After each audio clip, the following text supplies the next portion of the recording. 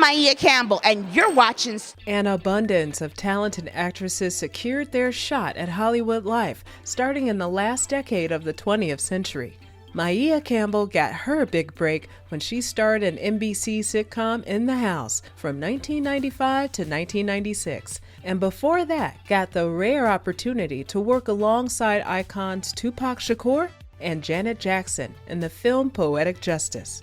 An R&B video girl would be her next calling, before fading into obscurity, only to pop back up a decade later looking like a shell of her former self. Drugs, mental illness, and prostitution unfortunately haunted Maia's career post-acting, and despite the many efforts to steer her life back on track, she'd only resist further, resulting in the mystery of her current whereabouts. This is the unfortunate life of Maia Campbell. At the ripe age of 16 in Hollywood standards, Maia Campbell was just an up-and-coming actress from the mid-sized Tacoma Park of Maryland. Born to artistic architect father Tico and three-time New York best-selling author and mother B.B. Moore. With her parents both being in creative fields, it comes to no surprise that a young Maia wanted to also dip her toe into the creative pond. Appearing in many side projects here and there, it wouldn't be till a then 16-year-old Campbell got her biggest break yet, appearing in John Singleton's 1993 cult classic Poetic Justice, alongside the one and only Janet Jackson. Playing the role of Lucky, rapper Tupac Shakur's character's younger cousin Shantae. This would only be the beginning, and Maia would go on to appear in many more films and television shows, including South Central, portraying actor Lorenz Tate's girlfriend Nicole, Beverly Hills 90210, Thea, Moesha, and Sister, whom she linked back up with just a few short years later. Her biggest gig, however, came in 1998 when she'd be cast to play the role of witty Tiffany Warren, daughter to Debbie Allen's character Jackie Warren, on the NBC sitcom In the House for a total of 5 seasons. In the House starred rapper LL Cool J as Marion Hill, a former professional football player who's forced to rent out his rooms in his mansion to a divorced single mother of 2. The series was canceled after the first 2 seasons due to low ratings, but NBC's trash was UPN's treasure, cause they'd pick right up where NBC left off in 1996 and added an additional 2 seasons before the show was canceled yet again in May of 1998, then again in August of 1999 after running a syndication for its 5th and final season. The 4-year series became Maia's first and only recurring role as part of the main cast. Being a part of the now historical UPN network, also known as the Black Block of television, was a major accomplishment for any up-and-coming black actor or actress. Maia's character Tiffany often would get compared to Tatiana Ali's character as Ashley Banks on The Fresh Prince, and Tatiana herself even guest appeared on one of the episodes. By the time In the House came to a closure in 1999, Maia was on the trajectory of having her beautiful face plastered all over our TV screens, and even took a whack at playing leading lady to Tyrese Gibson's music videos for his hit songs Sweet Lady and Lately. Already been married to her now ex-husband Elias Gutierrez for a solid year. Welcoming a baby girl, Elizabeth Alicia Gutierrez, in the year 2000 didn't separate Maia from her craft. She'd appear in Tia and Tamara's 2000 film 17 Again.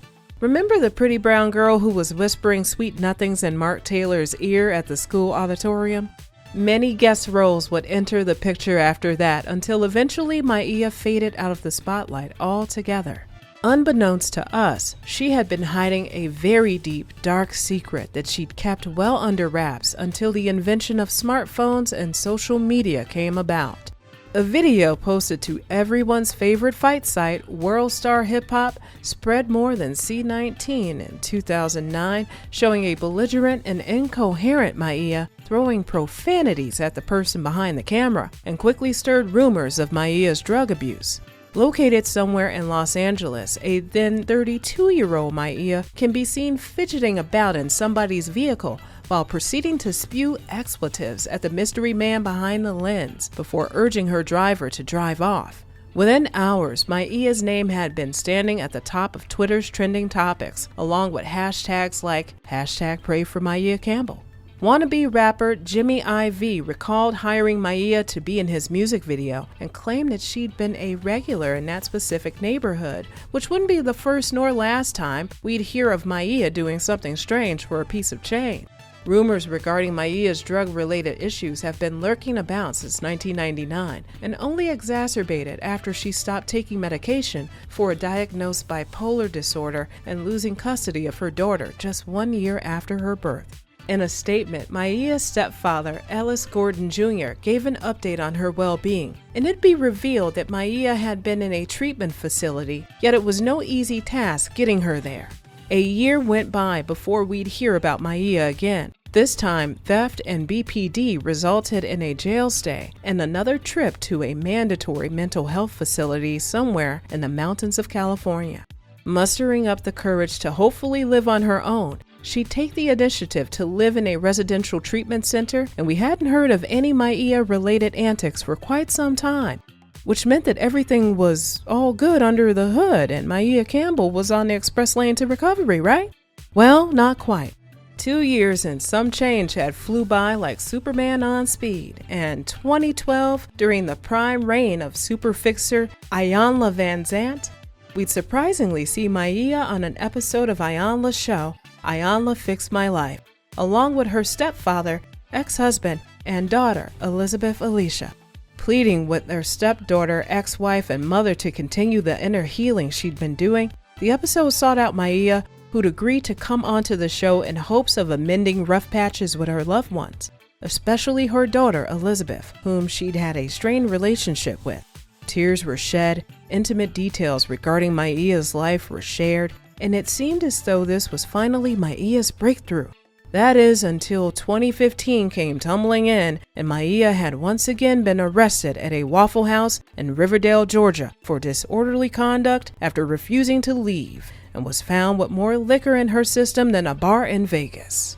That same year, she'd been arrested at a Burger King for allegedly cussing out a family after accusing a child of trying to steal her wallet. 2015 wouldn't be shown any mercy because during that summer, when the girls just wanted a fresh set of box braids, video of Maia being thrown out of a beauty supply shop began circulating after she had been accused of stealing beauty products. Although, yes, all of those incidents were terrible, what really had us worrying was a resurfaced 2017 video that's gone viral all over the net, showing an unruly-looking Maia looking all sorts of cracked out, going on a tangent about stripper fantasies and sexual encounters, all whilst asking for some of that white powder. Posted by struggle rapper T Hood, who was oddly extremely offensive about the tsunami wave of backlash he'd received for posting the videos in the first place, and being all giddy while a strung-out Maia was begging for drugs. Like others, he'd make the revelation that Maia had been a regular in the ATL neighborhood, routinely begging for money, drugs, and even offering her body in exchange for them both. Others then came out with similar stories, confirming the sad reality. Once the video found itself to former In the House co-star LL Cool J, he'd asked his social media followers for Maia's contact info. But that didn't go so well for Maia, who exclaimed that although grateful, she didn't want his help, preferring a benefit concert for mental health instead. In another random video, Maia is seen looking much more well put together in what appeared to be a hair salon. That same year, she'd come back full circle to her acting roots, making small TV appearances on Dr. Imposter and Season 2 on the reality show From the Bottom Up that aired on BET. A full circle moment for Maia came about in the year 2017, but unfortunately it wasn't a sturdy position. She'd be right back to her drug-fueled ways post the reality series and would get into run-ins with the law in 2020 after being caught in the middle of a roadway during an illegal street race that had been on the rise amid Miss Rona's chokehold on the entire planet. As of 2022, Maia has straightened up quite a bit, advocating for social justice and political issues, but overall still can't seem to shake the disease known as addiction. You'd think a talented teen actress turned drug addict would be the worst part of Maia's situation. Although terrible in itself, what really makes Maia's situation disturbing is the amount of exploitation being done against her better judgment, all for the purpose of webpage hits and giggles. After the death of her mother in 2006, followed by her father's death not too long after, Maia's mental stability decreased drastically, and so did her willpower. Let's send an influx of love towards Maia as she ascends on her journey of coming back to herself.